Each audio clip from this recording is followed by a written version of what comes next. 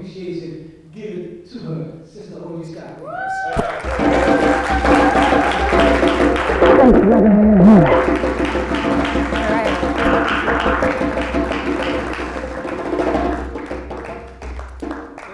As soon as I'm hooked up here, and hopefully I won't blow anything up, we're going to just get right into it because the grandmother started channeling some new information, and I certainly want to get to that as quickly as possible because what they have made clear to me is that the purpose of this workshop for me through their directions, I always ask to have my mind left out of this process to allow the information to flow in the most perfect manner from the Most High and the grandmothers, our ancestors, and spirit guides. So in that, I give thanks. For all the elders in the audience, I honor you. I thank you for holding the container of energy that allowed us young folks, although I guess I'm pressing that right now, to come forward and do the work that we do. And so I honor you and I ask permission to begin to speak. Gladys, thank you. Today we're talking about our challenge, particularly as the keepers of the carbon seed, to reawaken the God, both small g and capital G, within. And the only way that we can begin to do that is to understand energy.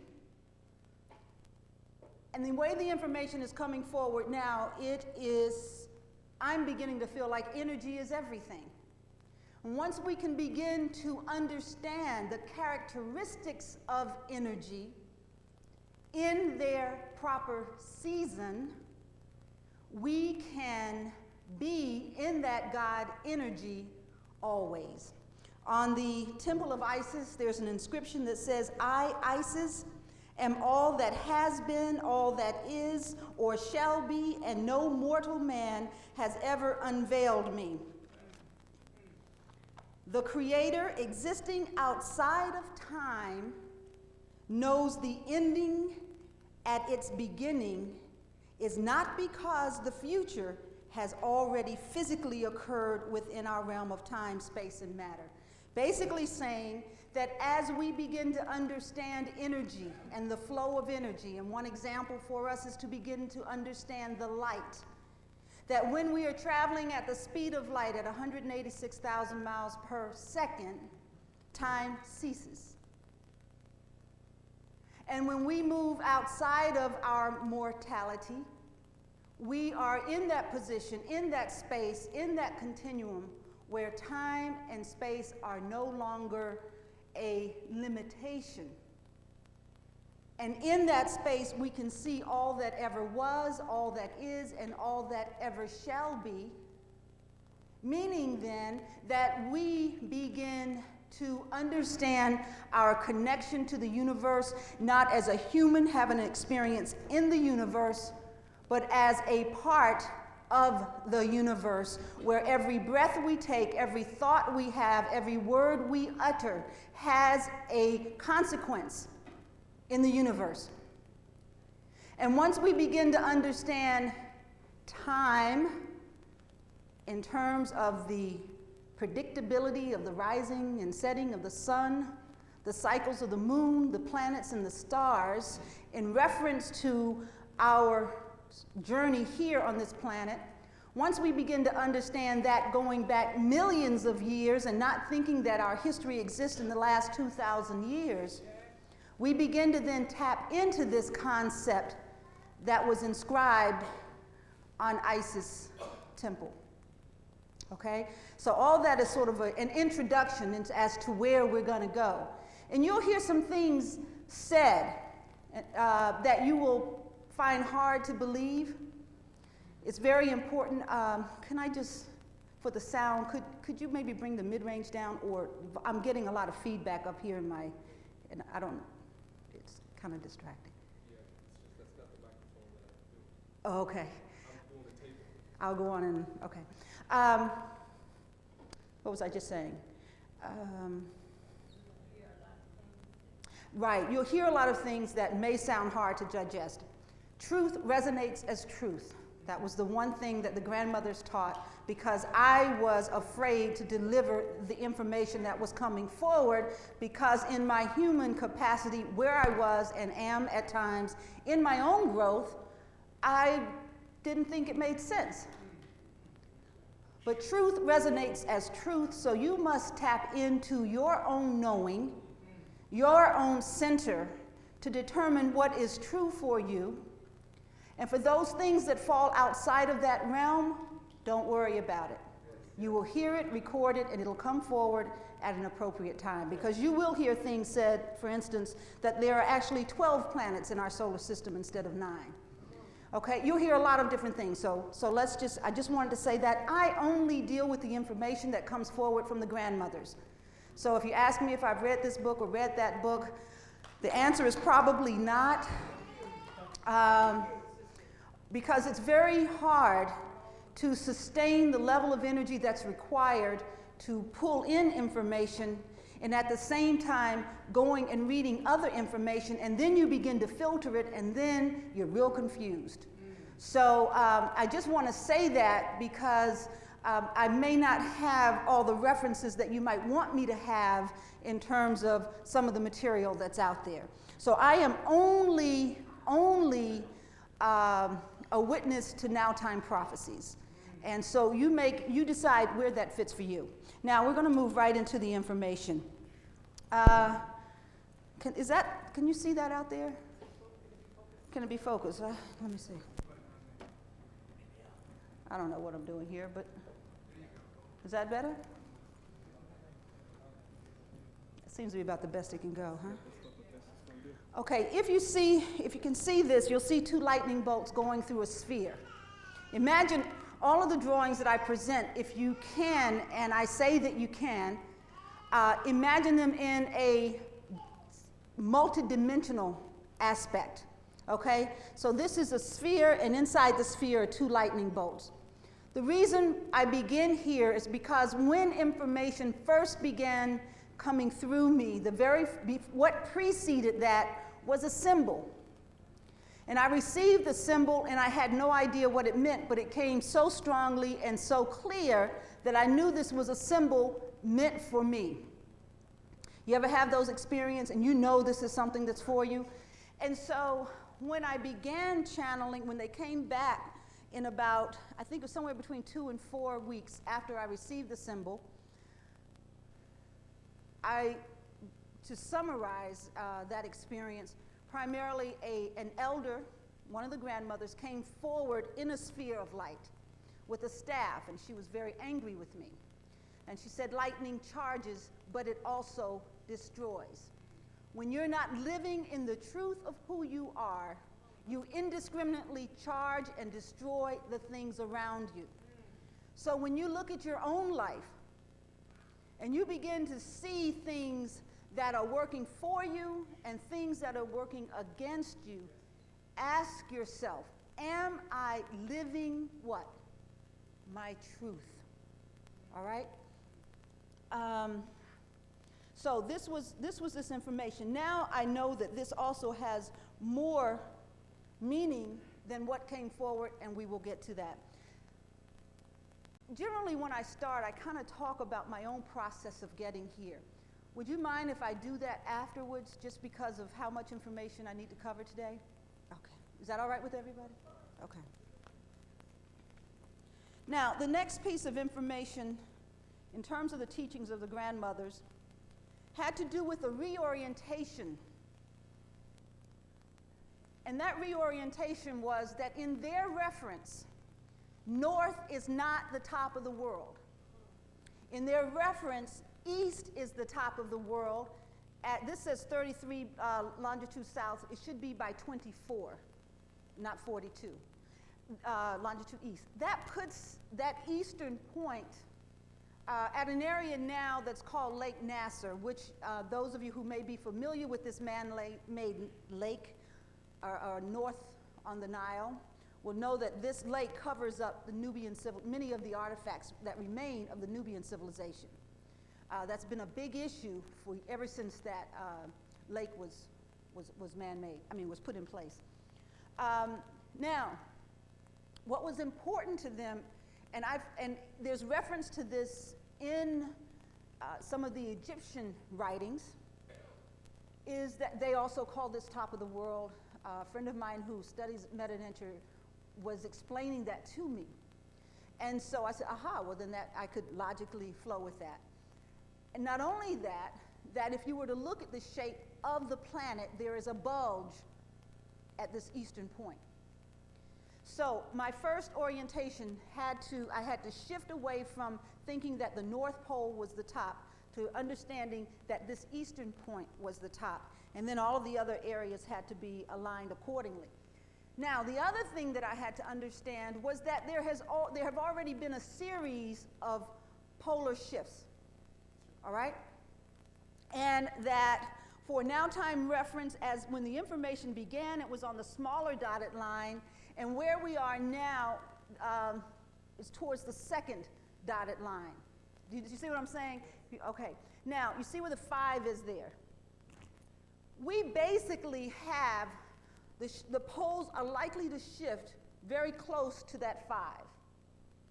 Now, if we energetically begin to understand our purpose and live it, we can prevent a polar shift. If we don't, the likelihood or there is a probability that we will experience a polar shift. All right? Now, I'm not going to talk about this right now in terms of time reference, but I just want you to understand and have a context for the rest of the information that's going to come forward. Now, the third drawing that went into more detail in terms of this eastern point, primarily acknowledging that for the past, at least the last half of the last 26,000 years, there has been a capstone placed over that area. That capstone, primarily, had it not been placed there, we would have self-destructed by now. So what that capstone did was limit access energetically to the universe. Or some people may say limit access to star people, limit access to the angelic realm, whatever makes you comfortable, okay? Because this eastern point is important to understand that as being a point of entry from above. And the point of entry from above means that everything flows into the earth through that center into the core, and then from the core out and radiates in a band around the globe between Tropic of Cancer and Tropic of Capricorn. And if you think about most of your temples, particularly pyramidal structures, mound structures, many of those fall within that band. So we'll come back to that. But it's important to understand the capstone. And now you see, the reason why this was done was because everything has a season. And as we understand the ages of the earth, we are now in the end of the 24th season, age, which is about 312,000 years. And we're not only are we at the end of that age, we're also at the end of the last season, each season being about 26,000 years. Now, as each season, remember I started earlier, we have to understand the nature of each season to understand how we optimize ourselves in that season. So the last season was, every season has energy that is either masculine prevailing, feminine shadow, or feminine prevailing, masculine shadow.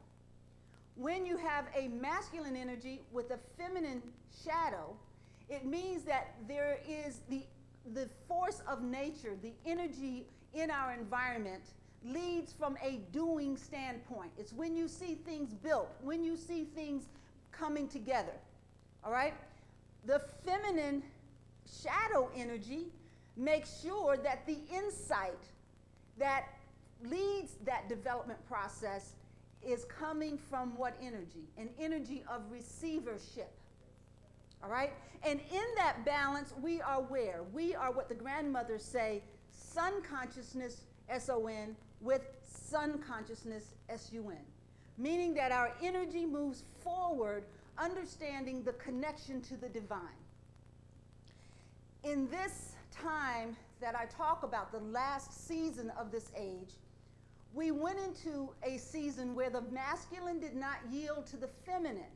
Again, we're talking energy. Please don't get hung up on the male-female thing. We're talking energy. The masculine did not yield to the feminine. So we went into a season out of balance. Why? Because we have a masculine doing energy and a shadow energy that is also doing. And the grandmothers say we are at a point of sun consciousness without sun consciousness. Or we're at a point where we are doing to the point of being in competition with God. And so therefore, to look at what is the ultimate statement of being in competition with God, it is what? Cloning life. Creating life. All right? So this is where we are. But before we come to the end of that season, the end of this age, we must regain the balance of the season. That's why many people at this time are being awakened. All right? I don't think there are too many of you here because we're all the masters. We've been ordained such. I don't think there are too many of you here who can tell me that your visions and your dreams lately have not been awesome. Okay? And that I would say probably as many of you would also tell me that there has been this desire inside of you to do something. You may not necessarily be sure of what it is, but you want to go beyond where you are, spiritually, energetically, creatively. And that's because in order for the feminine to regain the season, in other words, the feminine to regain the prevailing energy of the season, that energy must be awakening. So what's happening now? This capstone that the grandmothers talk about is being lifted or has been lifted. And what does that mean? The capstone being lifted means that for the first time in many, many years, at least half of the last 26,000 years, we have absolute access, and I'm going to try to use this, and hopefully I can. There you go. Okay, access to direct energy coming into the core of the planet.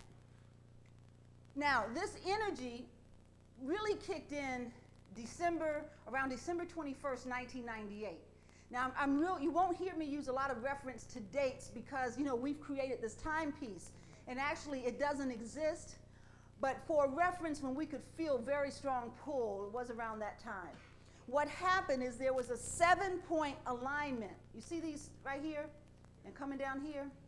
A 7-point alignment. And the grandmothers say that if we had the capacity to look into the universe, we would find 7 holes. And in those 7 holes was an alignment of star systems. And so when I said, well, what are the star systems? They said, don't even worry about it because you wouldn't know anyway. Most of them haven't even been identified. But we know that Sirius is a major part of this alignment. All right, so imagine this hole, these 7 holes, being a pinpoint, really condensing that energy and putting it forward into the core of the earth. What happens? Well, the first thing that was happening just prior to that time, and particularly around that time, was what? El Nino. Oh my goodness, the water is heating up. You notice we're not hearing too much about it? It's still happening. All right, El Nino was kicking in. Now we're at a point where not only do we have these variances basically dealing with the core warming, we also have now at this level in the year 2000 evidence of eruptions of volcanoes and changes in weather patterns and storms. Now, we have to be careful about the news that is presented because we don't get information. When's the last time you've been told about how many earthquakes have been happening lately? If you could see the data on earthquakes and storms, it would astound you. And if you could see some of the impact of that, it would astound you. But let's just say that right now, with this heating of the core, it's making the earth itself volatile. All right, now in the teachings of the grandmothers, they say that we have come to the time when Mother Earth will heal herself. So the question isn't about what we can do to save the earth, because she's going to take care of that. The question is, are you going to be a part of the healing or a part of that which must be severed? Okay? So remember that. This is not a time, as the grandmothers say, if you have received your calling, sister, can we get a drum roll on this one? If you have received your calling,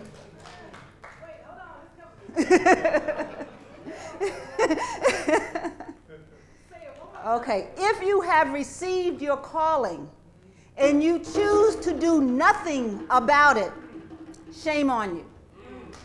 Okay? Shame on you. Remember I talked about living your truth? That's what time it is. All right, so now we have all of this energy coming into the earth. There's another phenomenon that we have to watch. And that is, we hear this talk about the holes in the ozone. Well, the industry they've helped that along, but the truth of the matter is that the ozone is leaving. The grandmothers are saying that the shield of life is lifting. Now, it doesn't mean that there won't be some protection for us, but primarily what it means is an increase in ultraviolet exposure on the planet. And it makes it very difficult for non-melanated people to exist in that environment. And if you're not careful and look at all situations that are happening around you, you will miss what is happening in terms of the hunger for the carbon seed, the hunger for melanated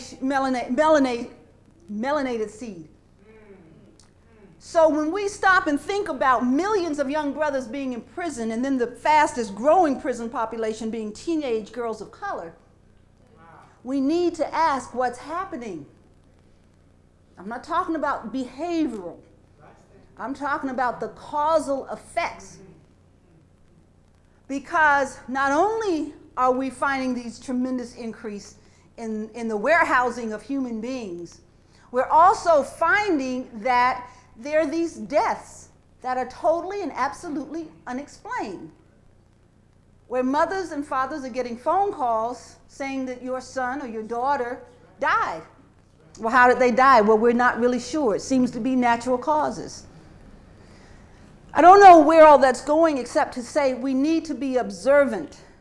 We need to be observant, because if you can understand, and I know you can, probably much so than I do, that this lifting of the ozone has a direct correlation to the relationship between our survival and ultraviolet exposure, then you begin to say, well, if Europeans are concerned, and we know that they have probably been studying this for years, then they know that they need to find some way to introduce higher levels of melatonin into their bodies.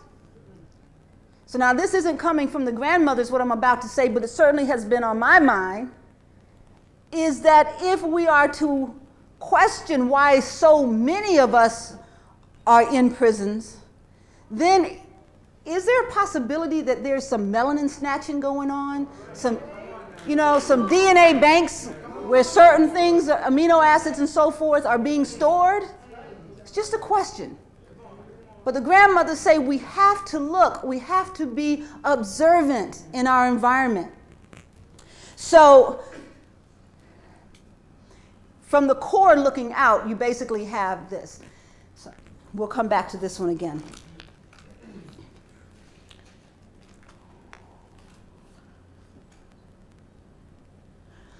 Now this energy is creating a seeding and on the planet now, and it's a seeding in consciousness. It's a seeding of bringing forward into consciousness that which exists in our subconscious or that which exists in our genetic code. Now, as we understand ourselves to be melanated people, we must understand the responsibility that brings forward. We must understand what that carbon seed truly represents. And we're going to get there in a minute. So the second seeding or major seeding of the age is coming forward right now, primarily being anchored with the energy of the moon, which does what? What does the moon do when we sleep with the melanin? Yeah, the serotonin does what to us? What does it do? Helps us to do what? Remember. They say dream, remember. Okay? And the sun bringing forward the light. Now the grandmothers say that the light only reflects that which we're ready to perceive in consciousness. If you're going to expand your consciousness, you must be willing to go into the great mystery, the great void.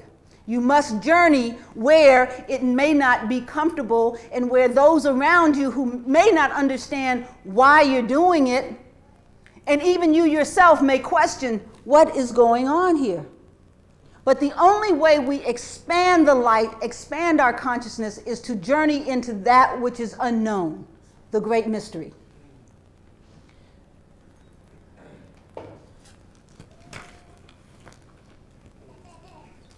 I'm just going to go quickly through some of these just to show how that seeding is working. It's sending forth that energy, and the planet aligns itself just as our chakras do on our human body. And it's an awakening process that flows in the same way. And it's a continuing cycle of breath. If we could understand the breath, we would understand this awakening process. That's the most important thing, breath and water. And we'll talk about both of those in a minute. But the breath, understanding how that moves, which is really the inflow and outflow of energy. So this is just showing the awakening process, and that on the earth where a lot of this energy is awakening is in the heart center. You'll hear a lot of reference as I go forward to unconditional love. And we're going to talk about that in a minute. I don't want to get into that right now because that's another piece. Now, that same pattern of the chakras appears in the human form. But in Nowtime reference, the grandmothers acknowledge 12 centers of the body. It doesn't mean there are not more, but there means there are 12 that we need to be concerned about at this time. The soles of our feet and the palms of our hands being the 4 additional ones, and acknowledging the ethereal realm, or the fact that our body is contained within a body of energy. And we must understand that as well. Okay?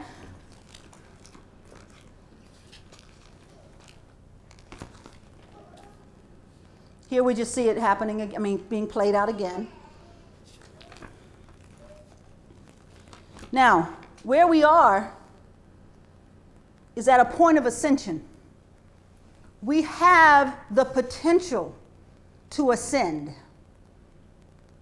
Everybody, all of you masters sitting here, we are at a time when let me see if I think I'm covering up, when we can literally ascend to a state that has not been known on this planet probably since the building of the pyramids, that era of the pyramids. Why? Because with all of the energy coming forward on the planet, as our consciousness begins to expand, we do what? I am all that has been, all that is or shall be, and no mortal man has ever unveiled me. It means we have the potential to move into our godhood. I talked about the seasons in an age. This is pretty much the dial of time of reference that the grandmothers use. Remember, I talked about the first season being masculine, feminine, second season, and it just continues to go back and forth. And then you come around the first 4 seasons, you're pretty much in the light, but you're innocently in the light. Then you begin to realize, wow, I think I got this thing going on here.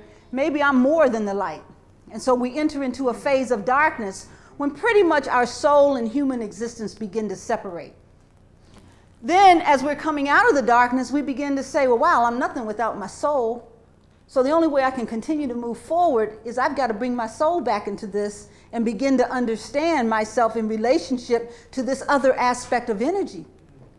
And then we make a conscious choice to come back into the last 4 seasons. This is also the order of seasons for the planet itself. She's done the same thing every 312,000 year cycle or age, because every age has a purpose. Now, the age that we're just ending was the age of emergence, the age of the perfection of form. In the age of perfection of form, it is a physical-based age. We had to perfect our capacity to feel, hear, touch, see. Our whole reference for what was and what is or what isn't is based on our sensory perception. Now, as we transcend or begin to move into a new age, the age of spiritual enlightenment, we will find that there are other skills now that will be sharpened. And this gets into a whole dimensional shift. That's why I say this is the time, or the grandmothers do, of ascension. And here you see played out the age right here, this little gray area here, where we have the time we're working with to bring balance back on the planet, where the feminine must reclaim the season. Let me just say this too. We talk about feminine. The most sensitive to the feminine energy right now are women. So a lot of women are going through a lot of changes, because the energy around us is making us be a little different. And brothers, we know that's hard on you, but you got to go with us.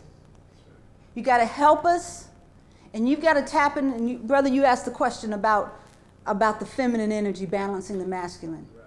You got to come into that energy as well. See, we've got to get over these, how energy has been characterized to understand energy in its purest form. Because technically what is happening right now with the solar energy, we're going to talk about that in a little while, we're going through some tremendous depolarization from these solar flares and so forth that are happening where, it's changing what we recognize energy to be. So we got to get over how that has been characterized in terms of our womanhood or manhood so that we can be whole. And we need to help each other through this process. And I know that this time is a difficult time for relationship. Okay, it's a difficult time for relationship. We must communicate. And sometimes we might need to go apart only to come back again.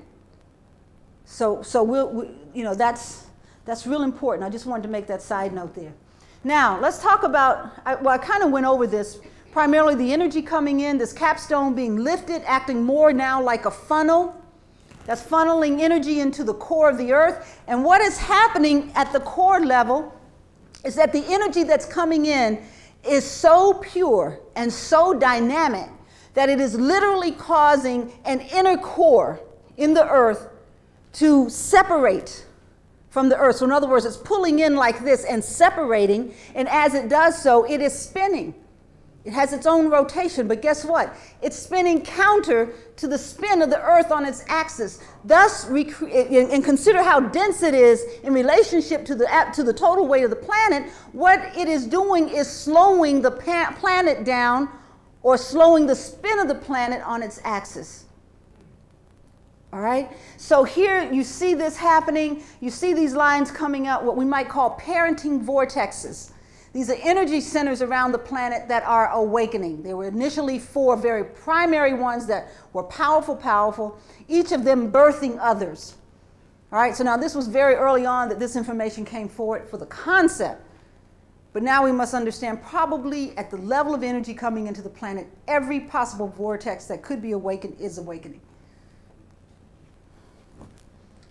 We went to one in Georgia to do ceremony, and we carried a compass with us just because we wanted to see, if a compass would pick up anything, and it wouldn't register. It just kept going around. Yeah. And so it's real. It's real. Now, when we look at what's happening in terms of our body, see, the grandmothers speak a parallel language, basically saying that anything happens to the earth happens to our body.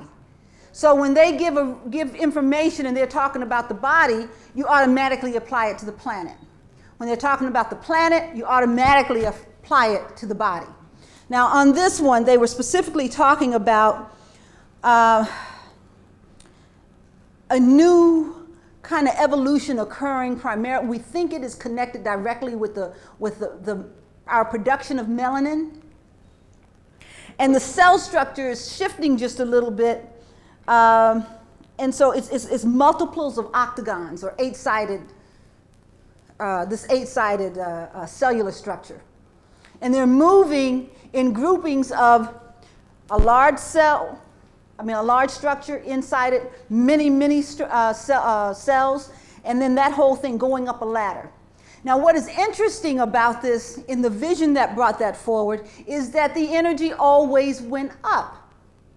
You know, usually you expect things to kind of go like this in the body or in any kind, everything, you know, we're used to beginning to understand the cyclical motion of things. So I asked a lot of questions of the grandmothers, and you know, either they have a sense of humor or I'm just a little slower than what I like to acknowledge. They wouldn't tell me the answer. But lately, they have been sharing that the reason they can't always answer questions when I ask them is because I'm not ready. It has nothing to do with anything. It's just that our consciousness has to expand as we feel comfortable. All right?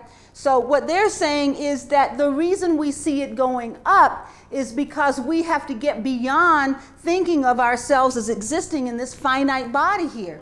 And we have to think of ourselves at one with the universe. And so it goes up because this new flow of energy is being pulled back up into that funnel, so to speak, to go out into the universe and come back again.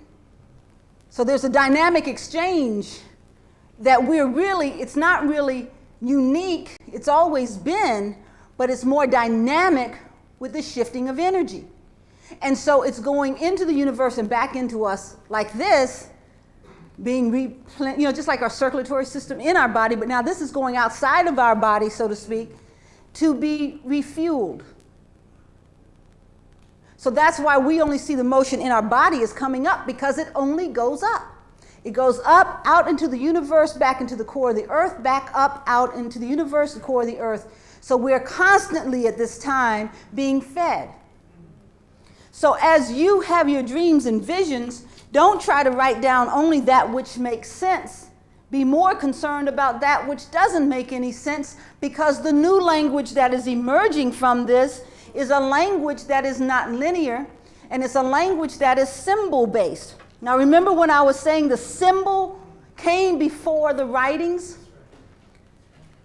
A symbol is about the purest representation of information you can have.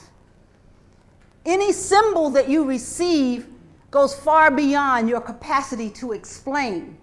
And it awakens in you as its time comes forward, or as your time to receive.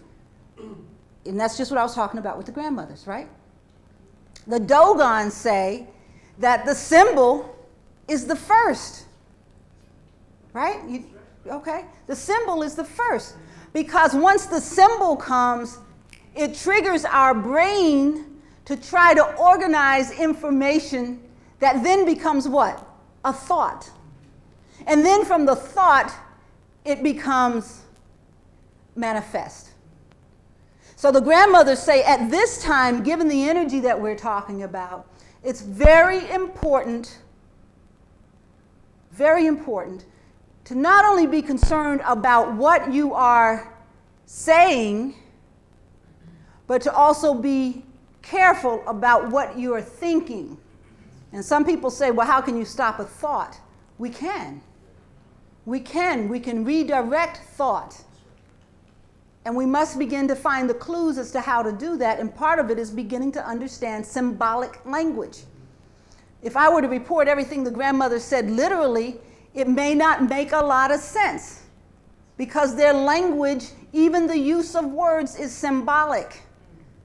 So you have to spend a lot of time going back and interpreting the symbols to begin to put it all together. So that's why I said, be as concerned about the things you don't understand in your writing of your dreams. And I encourage everyone to have a dream journal right now. Okay, have a dream journal. Because eventually those things that don't make sense, as you begin to look at them from a symbolic way instead of from our linear process that we typically go after doing our research, you may begin to find clues that open up some major doors for you, okay?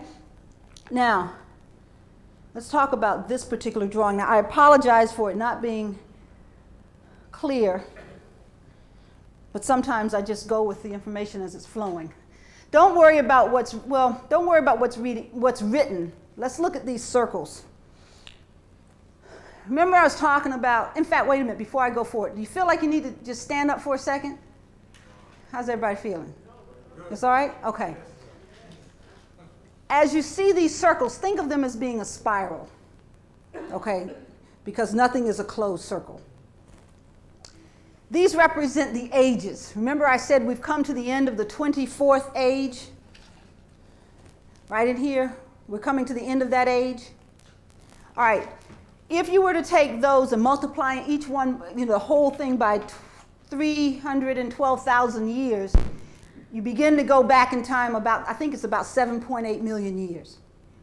Now, the reason why this is important because every age has a definitive purpose. So when you begin to understand yourself in reference to this timeline that's related to the breath here on earth, then you begin to understand your connection to your ancestors. Then you begin to understand why we evoke our ancestors when we come together. Because in this continuum, as you begin to understand yourself this way, and it really goes beyond this, okay? But the grandmothers want us to have something that opens our way, opens our consciousness. And what this is saying is when your memory begins to open to 7.8 million years, you understand yourself in relationship to your ancestors, understanding that you are not something new, that you continue their work. But wait a minute, it goes beyond that. You begin to understand that you are your ancestors. And so in that space, the grandmothers say, be careful who you choose to hate. I'll just leave that one alone. Now, as we look at these, what else does this look like other than time? DNA. Now, I don't know much about the science of all this, so I can only just say what I notice here, is that this appears to be a DNA chain, and the intervals that seem to be coming forward are 4, 5, 9, 3, 3, 3. And then it repeats itself, 4, 5, 9, 3, 3, 3. What also begins to be interesting, if you look at the 4, 5, 9, 3, 3, 3, it's 3 what? 3 nines, or 21, or 3. And 3, in the language of the grandmothers, represents the Trinity. And the Trinity always represents absolute balance. Not 1, not 2, but the Trinity. Because that third element gives you the next generation. So it's not enough to have the masculine and the feminine, you must have the masculine and feminine combined. So the Trinity. And so the Trinity is what is ushering in the new age being spiritual enlightenment. It's causing us to return to the Trinity. Now, I didn't understand this concept. One of the things that the grandmothers do is they keep finding ways to send me around the planet, and I give thanks. We were in Maui in November, I think it was, November. And one of the wives of one of the kahunas in Hawaii took us to their petroglyphs. And there was a story played out on the petroglyphs. And I didn't know why I had an urge to make offering at certain stones and so forth. But when I was on the plane, I think coming here to Atlanta, they began to continue the story of the petroglyphs. Now, in the petroglyphs, you saw the Trinity in various different ways. You know, from feminine and warriorship and everything, and always played out as the Trinity, mother, father, son. Or mother, father, child, excuse me. Then in the very last drawing, you had the mother. Now, in the mother and father, they were holding hands.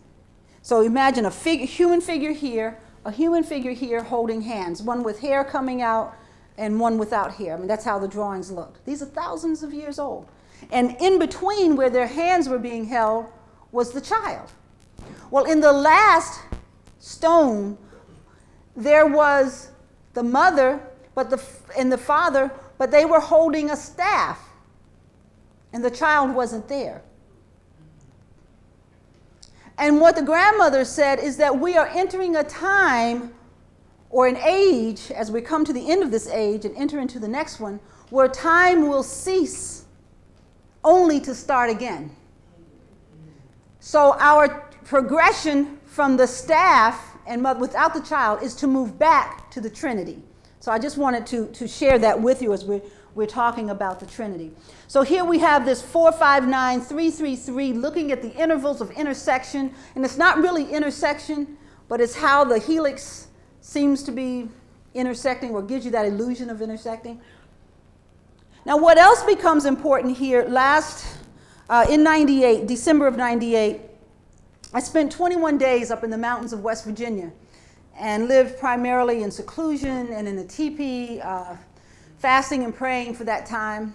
I give thanks for the community that grew around that made sure there was firewood and water left for me, especially on the weekends. But when you have that much time, you begin to understand things very, very differently.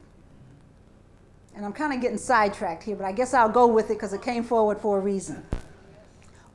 It was only in that space that I began to understand how disconnected we are from understanding ourselves as just one flow with the universe.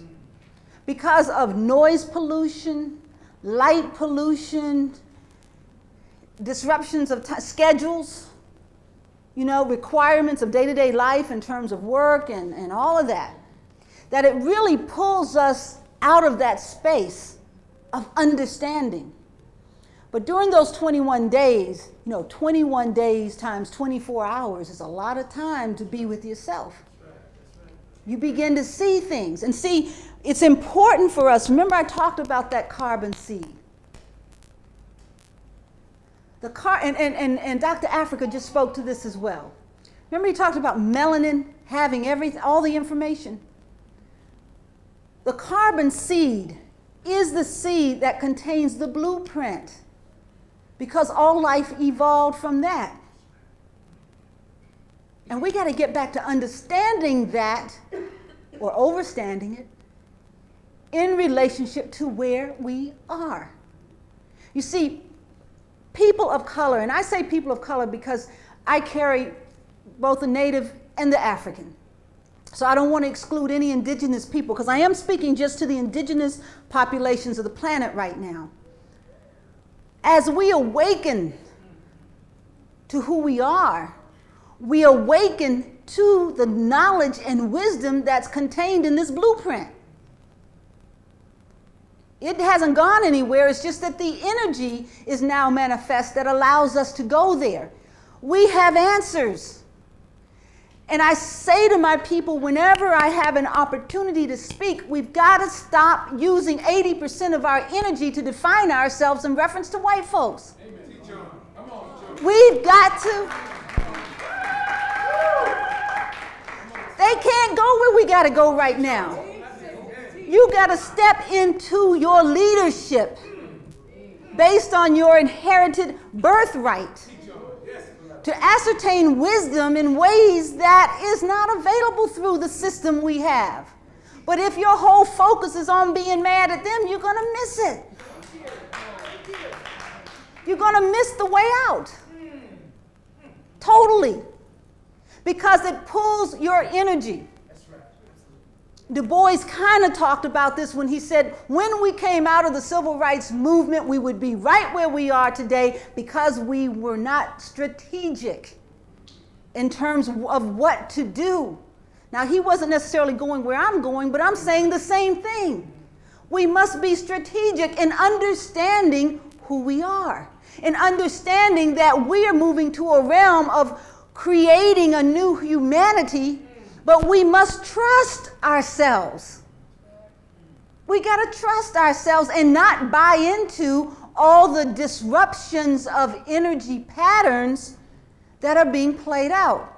Why do you think just this year alone in some of the some messages in film, mainstream film, the central characters is always a black male or female?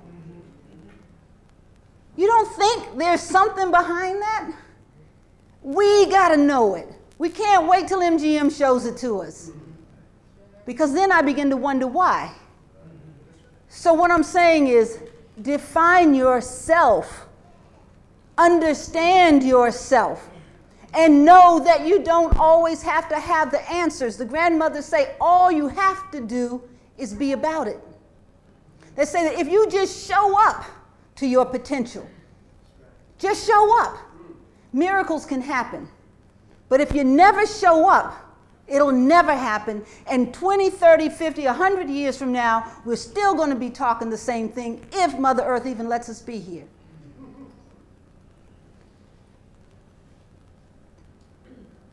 DNA. This is where I was going with that. Excuse my side sweep here for a minute. In the mountains, I kept looking back at this drawing. Let me put it back up.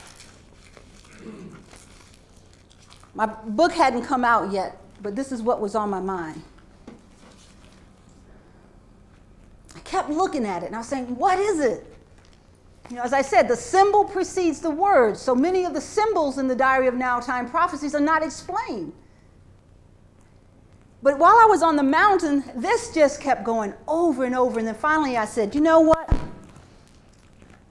This part here, what does that look like? Yeah, and what else? What does it seem to do to energy? What does it seem to speak to? Okay, what else? What? Okay, come on, keep working. All this energy, if you have a big power plant and you got a big dam forcing all that water to turn those turbines, what is it creating? A generator. A generator. So I was saying, while I was up on the mountain studying this, I'm saying, but it's a generator. It's a generator. So finally, one night, grandmother said, yes, it is a generator. It's a crystal generator. The energy has the characteristics of being a crystal. And so then as I was thinking, then my mind shifted with that writing to this. Specifically looking at the DNA piece. I said, well, if it's a crystal generator, then it must be having some effect on our DNA.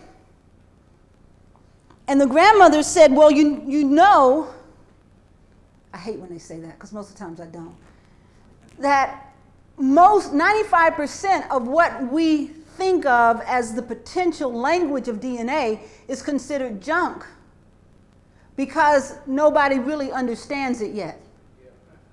So that's 95%. So this generator then is having the impact of putting in more information now or altering the code. if you're going to have a crystal generator altering the code, then what's the relationship here? The relationship is that your DNA is a crystalline formation that the code, and where the code is triggered is by a very minute drop of what? Saline solution. So the other reference, now I'm pulling things, just stay with me for a second, is that the oceans are heating. The water to land mass ratio is increasing. And what's in the ocean? Salt water. So I'm just making the correlation between what we know as body, what we know as planet. So if this big giant crystal, so to speak, of information coming forward is igniting our DNA, then it's affecting that saline solution, and our language or coding of the DNA is shifting. Now that's necessary for two reasons. It's necessary because of the ultraviolet exposure that this new age will bring forward. It's also necessary because we now have to begin to understand ourselves in a broader reference. So I said to them, well, if that's the case, there has to be somewhere we can go to get guidance. And the grandmother said, yes, there is. Return to the teachings of the ancient ones. Return to the teachings of the ancient ones. And that knowledge and information is evident on temples, petroglyphs, hieroglyphs, is present and available to us just to go sit and receive. It's also present to us with the few remaining indigenous wisdom keepers who have been holding the knowledge for just this time. It's our responsibility to access them, not theirs to come to us. So it's important now to begin to understand that everything, and that's why I said when you get something in your dreams, don't just discard it. I mean, imagine what I felt like when I just saw these circles in this. But the information begins to come forward and plays out a bigger story. Okay, I think that's all I wanted to say about that. Let's move on. I talked about the fact that we're moving from the 24th age to the 25th age, moving from the age of emergence, where the dominant way that we understood our relationship to the world around us was physical or conscious. All right? Now we're moving to the age of spiritual enlightenment, which signifies the unconscious realm coming forward into consciousness. Now, in a modern day sort of example, if you're familiar with Edgar Cayce or clairvoyance in general, which our people, you know, everybody's clairvoyant. What makes us clairvoyant is the capacity for the subconscious and conscious to communicate. All right? So if we're moving into an age where that's the case, we're going to need to hone in on some different skills. Thus, the DNA transference or recoding that I spoke about, or additional language coming forward into our DNA code. Now, I want us to think about the universe.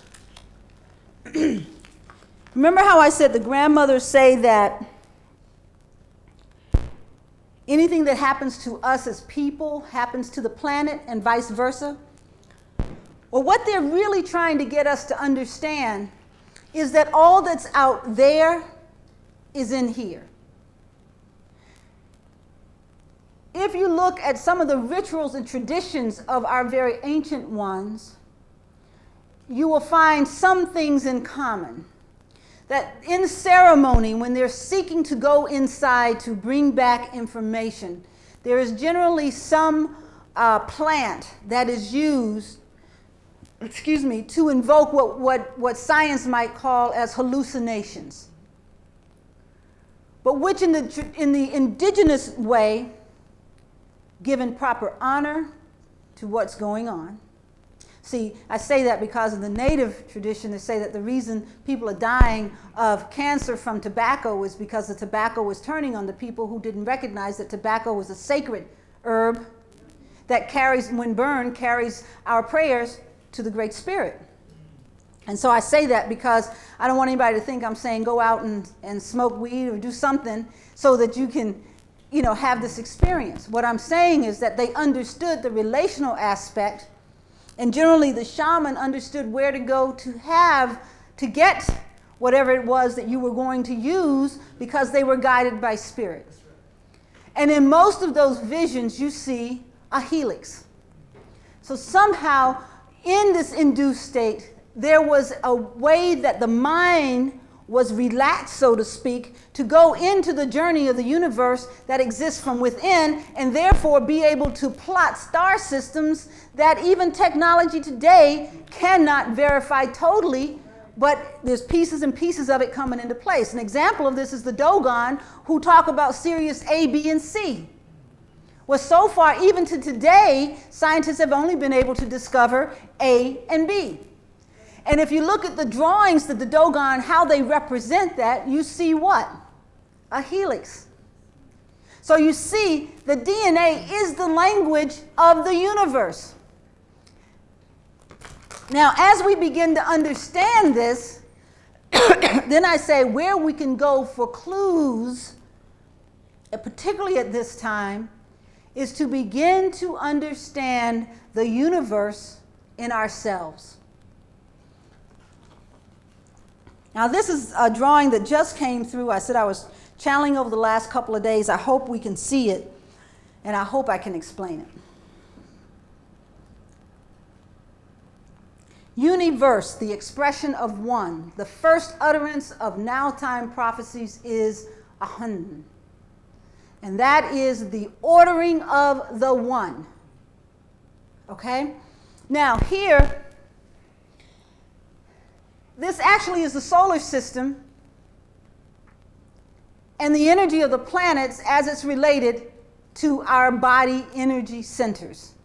So that you have your sun here, which is right here in the core. Remember the energy coming into the core of the earth, creating so much energy that is causing this separation of an inner core? All right, here you have it again.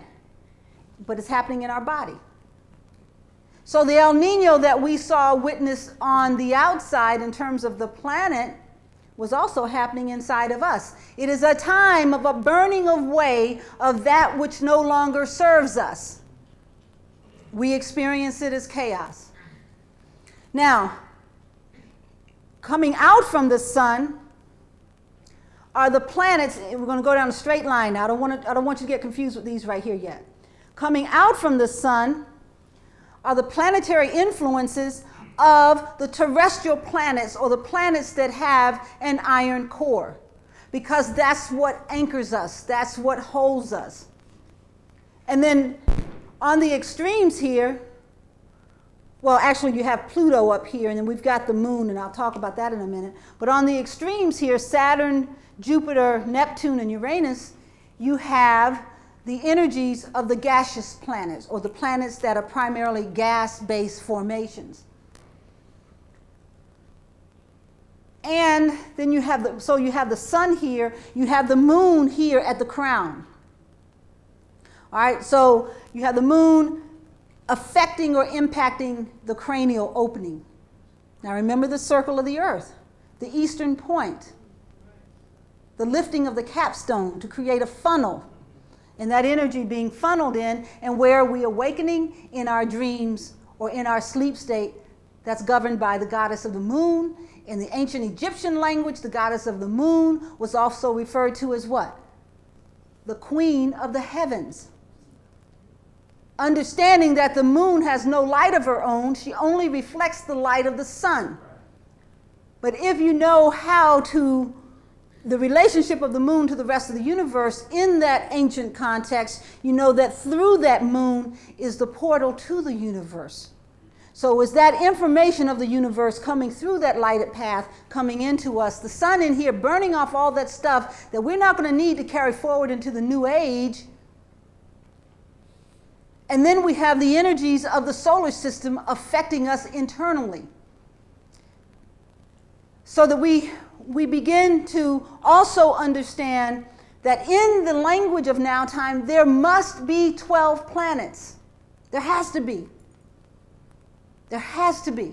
Just as we couldn't see Sirius C, and for many years up until really in the modern, I think in the 70s they found Sirius B, that in our planetary system, and I think didn't they just find another planet called Europa or something in the last couple of years, and there's a little debate about whether it's really a planet or something else, but it has all the characteristics of being a planet.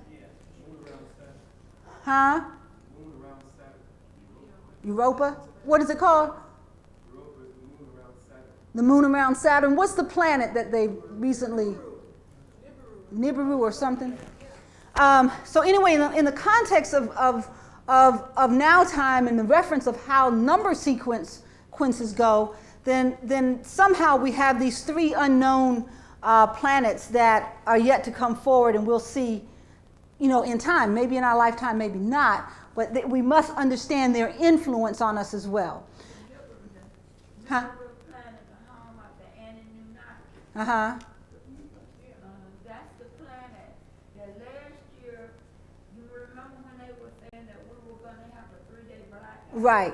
And they could see it looming because it was going to take Nibiru 3.5 days to pass between the Earth and the sun on its cycle. It didn't happen. Okay. So again, as you see how these lines intersect, you see sort of this human body in here. So again, it's the planetary alignment inside. Now, one of the things I will acknowledge, because this information was really, it takes a lot of concentration to bring total pieces of information, I still am waiting for acknowledgement that I got the planets in the right place.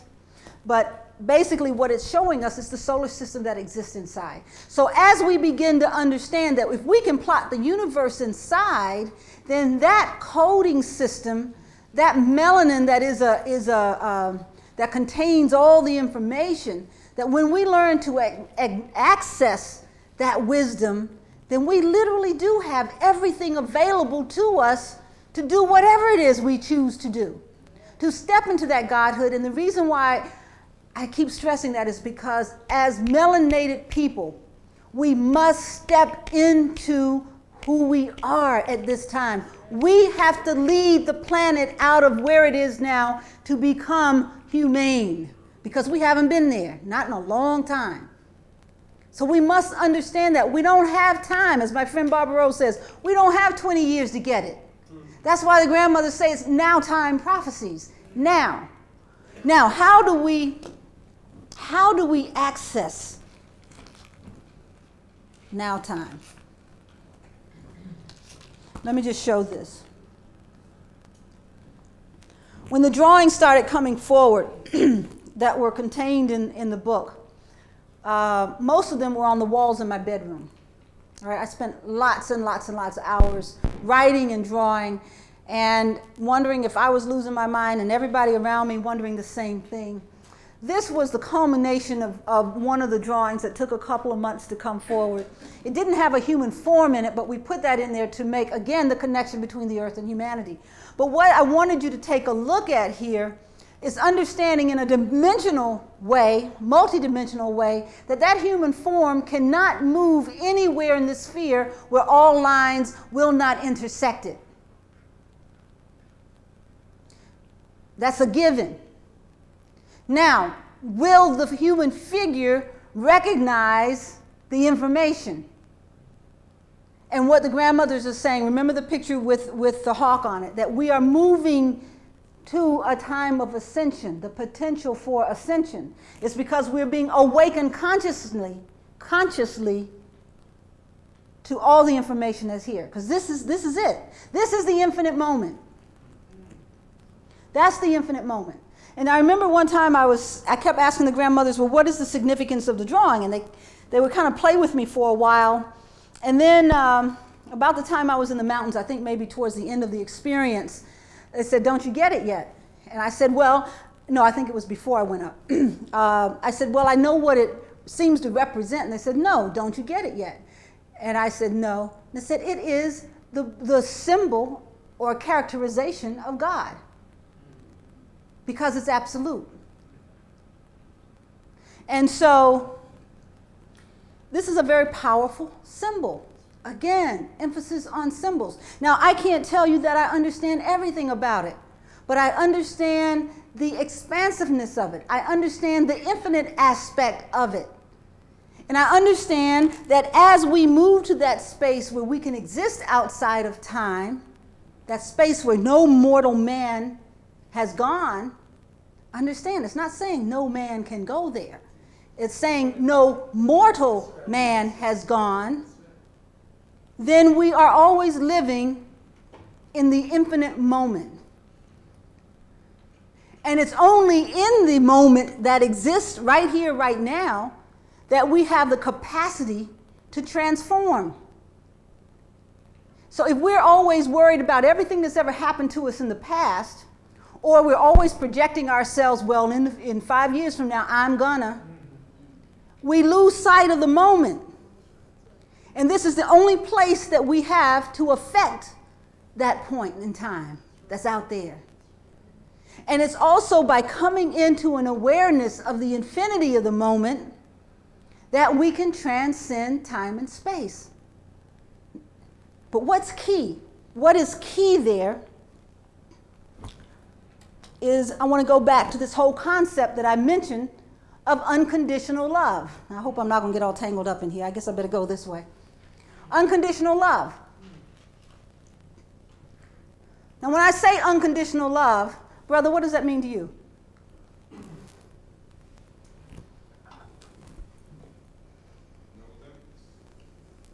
No limits? Okay. Who else? Good. No limits. We should probably write these down somewhere. Can I get a volunteer just to maybe put it on the side on the board? What else was it? No judgment. No judgment. So no limits and no judgment. Giving and expecting nothing in return. First, love yourself. Love yourself. No limits, no judgment. Love yourself. Being.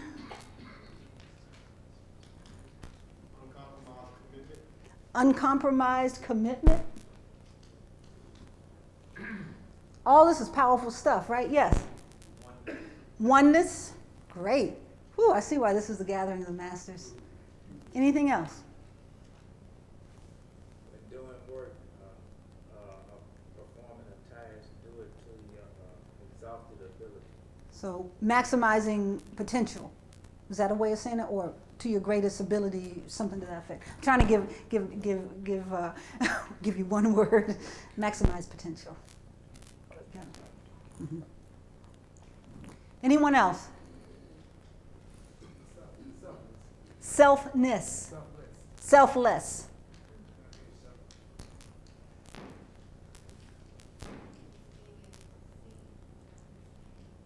See what you are under. See with your understanding. See with understanding. Mm-hmm. S-E-E. That kind of see. Well, I mean, it could be a whole trust. Okay. Unconditional love is all of that. And it is the first, what the grandmothers say, one of the first things that principles, if you will, that we must understand is that this is a time that is going to call us to coming into unconditional love of ourselves first. And what that means is that all that stuff that we've hidden away in closets, we got to go open it up, we got to look at it, we got to say, okay, and then we got to let it go. It says that this is a time when we must understand that we are not our stories. Okay? Now that doesn't mean we don't learn the lessons of our stories, but so that's not happening. not in judgment of them, only in understanding what they can bring to me. All right? Now, let's go down some of the list of things. So coming in unconditional love of self then moves you to a point of being unconditional love. You can only be it. So you don't have to say, I'm going to go out there and change this or that. You do it because of who you are. Now, let's go down the list. Someone said judgment. Whew. That's a big one. No judgment. No judgment. Who's the biggest judge of yourself? Mm-hmm. When I was up in the mountains one night, it was cold. It was real cold. And when you're living on the land, basically, and you got to go to the bathroom at 3 o'clock in the morning, you got to get out of the teepee. It's cold. I say that only so you understand where I'm getting ready to go. I was having a dream or something. And in this dream, I was just saying all these negative things about myself and recalling all these things that had happened in the past. And all of a sudden, it's like something reached into the dream and said, get up. And I didn't at first, but then the canvas on the teepee started slapping real hard. I mean, so hard I couldn't sleep. And then the voice came again, get up and go outside. It's too cold, get up and go outside. So I got up and went outside, and when I went outside, it was like this breeze just came and pow, hit me right on the side of the face. And I had to laugh and laugh and laugh. Why? Because it was that which made me understand, who am I to be in such judgment of myself? When there is an energy greater than I, that's recognizing me to the point of giving me information that I feel is sacred, that makes me feel that I'm sacred. So who am I to be, And so I had to laugh. I went back in, went to sleep, and everything was fine. But I say that because we are the worst judges of ourselves. And the greater we're in judgment of ourselves, the more we're in judgment of everything and everyone around us. So I encourage all of you. We have this thing that we do in some of my circles of friends, maybe about once a year. We'll each go on a positivity fast. And we'll decide on how many days we're going to do it. All right? So it might be 7 days. If somebody's real tricky, they might say 15 or whatever. And during that time, in fact, even Harold Robbins, I forget, Awaken the Giant Within uses this. Anthony Robbins, yeah, right. So we'll decide how many days we're going to do this exercise. We call it a positivity fast. And so during this time, you can only think positive thoughts. That's it. No matter what. All right? And it really teaches you a lot about what goes on in our head. It really focuses your energy and gets you to realize how much of our energy is in judgment. So we don't know each other's journeys. So what we see of the person that's being presented to us is only such a small piece of who that person is. But if you're leading from your energy of unconditional love, all you see is that beautiful God being that's sharing the space here on this planet with you. That's adding to the ultimate gift of the universe. But if what you see, you're in absolute judgment of, you're always going to find ways that it's just, you're better than this person. Or the other. Or you're not as good as this person. The reason this becomes important is energy. We must understand energy. If we just focus on how to perceive energy, we can predict anything in this world. Why? Because as we look at energy, remember I was talking about the seasons of time? You want to pull it out for me? If you're in a season where the prevailing energy is feminine, then how you need to align what you do, if the shadow energy is masculine, is what will determine how you act, is what you are receiving from above. If you're in a season where it's masculine leading, then you're understanding that you're doing, your focused energy is on doing. Yes, there's the receivership that kind of balances it, but it's a time of being productive. So if you can begin to understand the characteristics of the age, you can understand what is required of you in that age. And that's why I said, as we end this season and the feminine must reclaim the season, we must understand the importance of receivership. And this is where we are trying to get. This is your prevailing energies and your shadow energies. So we're trying to go here before the season ends to be in balance, to be able to prepare ourselves to move into the next age. Now we've just come out of a season of imbalance, which was this. Now in this, expect chaos. Expect a lot of things to happen, but they may not all make sense. They may be quite destructive. And you could see that because of some of the major progress that has been made on the planet. It's lost its soul relationship. Now, Dr. Africa just spent, 2 hours or 3 hours talking about the food chain. Yeah, we produce food that you can fill yourself up on and feel comfortable on, but it's not aiding your body functions. So you can expect great accomplishments, but they may not be connected to your highest good. So here we are. Now, what does this say about us in terms of energy now? It speaks to a much stronger co-relationship on this planet. As we come into balance, we understand that we can only be our highest self because everyone around us is either being or coming into their highest self. So it behooves us to help. It behooves us to share. It behooves us to build what? Community. And it behooves us to pay attention to whom? Our children. So this is a time that we must reclaim our children.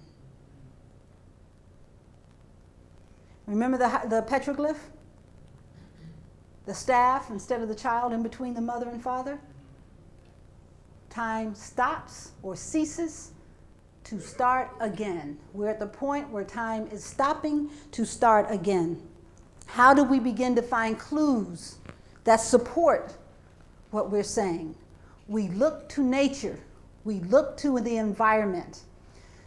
Now, a few years ago, people thought I was kind of crazy when I started talking about what was happening energetically with the sun.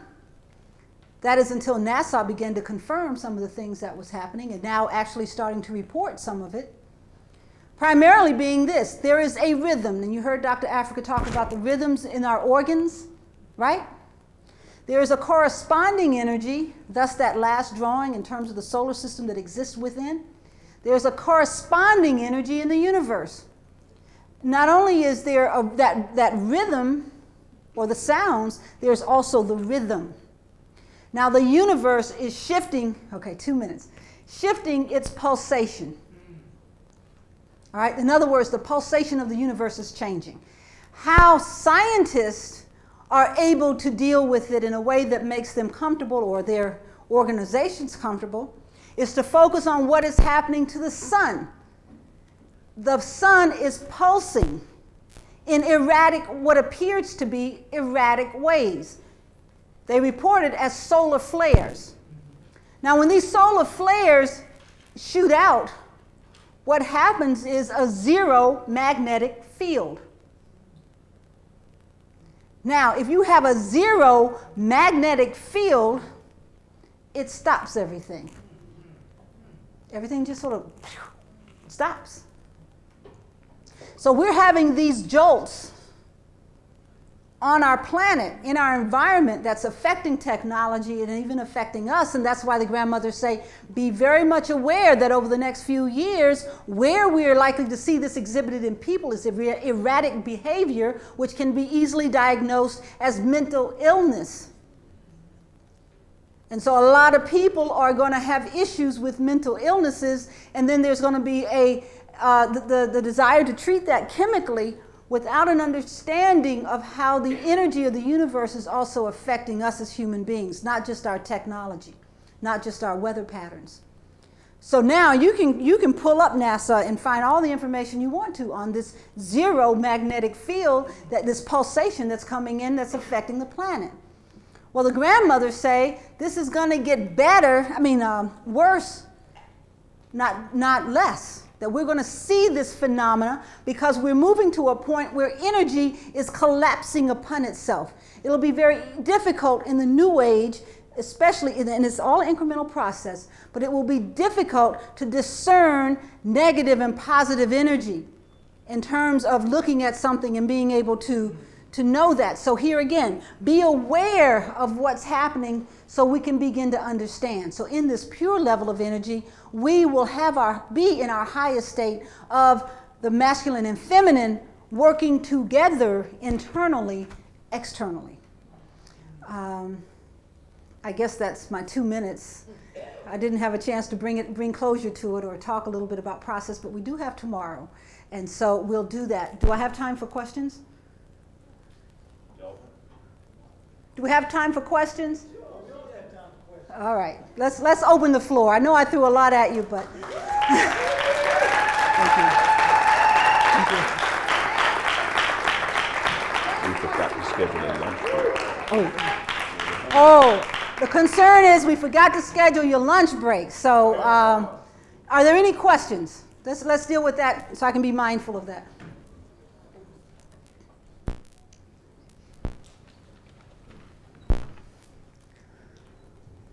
Thank you very much. Thank you. Have the grandmothers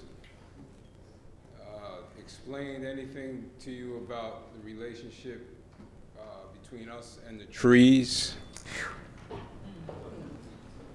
I almost want to ask you why you asked that question, because there's been a lot about people and trees lately. I'm going to go with what's most current, and then we'll go back. Of course, there's information I haven't shared. I didn't get into the utterances which talk about principles, except Ahan. I did talk about that one. There is an utterance that deals with diversity. Now, remember the grandmother said, for everything that we question, we can look to nature for the answer. When you see a tree, let's say there were 10 of us here from all different parts of the world, and the speaker was talking about a tree. All 10 people may have a very different perception of what a tree looks like, right? Because it's going to be based on where they're from. So somebody might have a palm tree in mind, somebody might have an oak tree, somebody may have a pine tree. But through all of that, we still recognize them all as a tree. So in this principle of diversity, see, we must understand that all life seeks to fulfill its mission, which is to evolve to its highest state. All right? So that everything on the planet contains energy. So as people, we tend to want to find every reason to separate ourselves. And I think a lot of that had to do with the youngest child now being in a position of leadership. Anyone knows what I mean by that? Okay. But in our true nature, we understand the principles of we understood the principles of diversity. See, the grandmothers talk about white consciousness, the elders taking on the consciousness of the youth. So that we need to look at nature to find that in a forest, what's contained in a forest makes the forest a forest and makes the ecosystem work. Now with trees, another thing that they say as far as trees are concerned, you can go to trees and be absolutely revitalized. Anybody ever done meditations with a tree? Yeah. Next time you walk down the street and you see an old grandmother tree or a grandfather tree standing there, go up and just lean against it for about 2 or 3 minutes and receive that energy that not only is happening on a biochemical level, but it's also happening on a spiritual level. Now, in the native tradition, the trees are called the standing tall ones. Because in the native tradition, many of the native traditions, it's all my relations. Life is understood as all being related. So I don't know if I answered your question. So please give the rest of it, the other part of it, if you had something else to add to that. Well, in terms of the symbiotic relationship, on a real superficial level of them giving us oxygen, us giving us carbon dioxide, and what you addressed it in terms of us being able to give, by touching. Right. And receiving as well. That's right. Thank you. Absolutely. Do I need to use the mic? I don't need the mic. I do? All right. Peace and blessings to you, Queen Mother. I just want to thank you for confirming some things that traveling over from New York with my son, just to confirm some things we talked about on the plane. All right. So we give thanks. Thank you very much. Yeah. Created blessed. Thank you.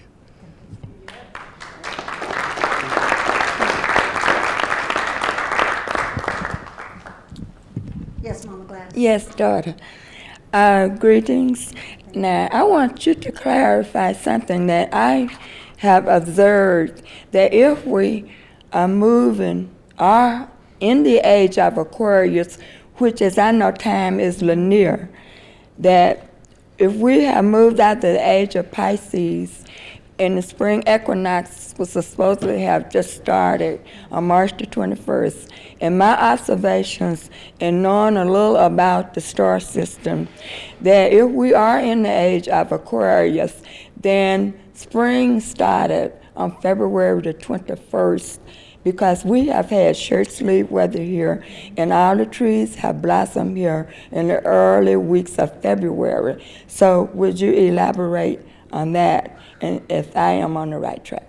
Okay. So you can always count on the mamas and the babas for giving you the big ones, Bear with me, because I'm gonna try to work through this, because it's connecting a lot of information.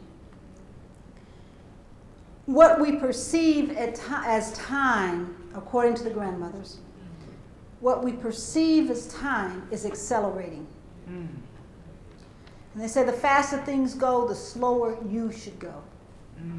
So while everything around us seems to be speeding up, the best thing we can do for ourselves is to walk backwards. Now, I don't mean that literally, but I mean slowing down to that point. In that point of acceleration, when I was talking about, I really didn't get to do a lot. I'm going to spend more time on this tomorrow. But in that point of acceleration, the seasons do accelerate. So that's one thing you have going on. So spring is here a lot earlier. The other thing that is going on is that the core is heating. We're going to get to the point where it'll be very difficult to distinguish seasons. And that's been a progression. This year has really been one. Outside of a few cold days, we haven't had a winter. All right? Now, it's one thing to say that, and I think this may be where Mama Gladys was going with this. What does that really mean for us?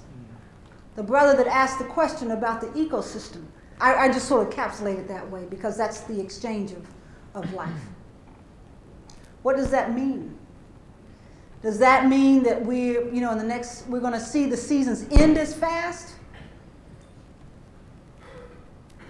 And what does that mean for our own life?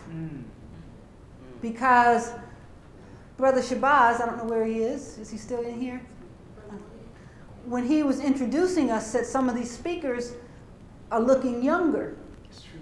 That's right. When we develop the capacity, or just intend ourselves with action to come into unconditional love of ourselves and slow things down, the aging process begins to go backwards.